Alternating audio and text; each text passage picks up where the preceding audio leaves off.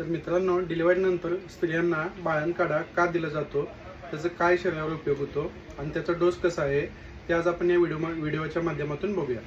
तर बाळंतकाढा डिलिव्हरीनंतर का देतात, तर त्याचा मुख्य उद्देश हा आहे की शरीरातून आतून बॉडी रिकवर करण्यासाठी होतो आणि डिलिव्हरीनंतर होणाऱ्या त्रासांपासून मुक्तता होते.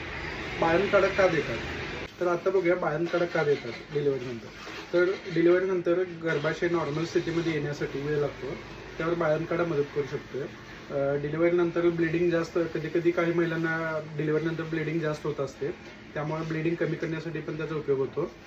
बाळंतकाढ्यामुळे शरीरातील जमलेली घाण आणि रक्त बाहेर येण्यास मदत होते.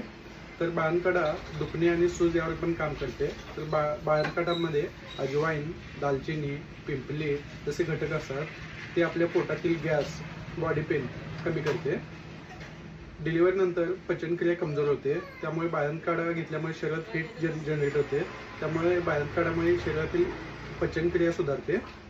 आणि डिलिव्हरीनंतर पचनक्रिया कमजोर होते, त्यामुळे बाळंतकाढा घेतल्यामुळे शरीरात हीट जनरेट होते, त्यामुळे बाळंतकाढ्यामुळे शरीरातील पचनक्रिया सुधारते. बाळंतकाढ्यामुळे इम्युनिटी आणि शरीरातील ताकद वाढवण्यासाठी पण त्याचा उपयोग होतो.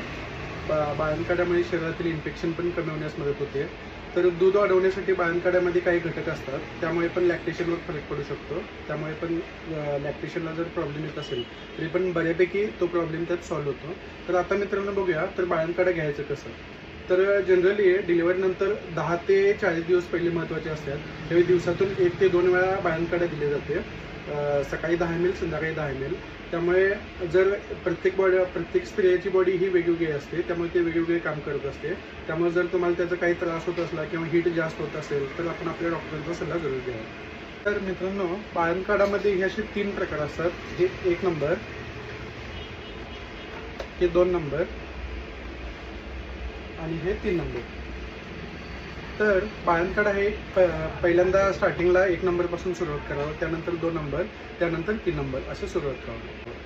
तर अशाच इन्फॉर्मेटिव्ह माहितीसाठी आणि हेल्थ संदर्भात माहितीसाठी व्हिडिओला लाईक करा, चॅनलला सबस्क्राईब करा. धन्यवाद.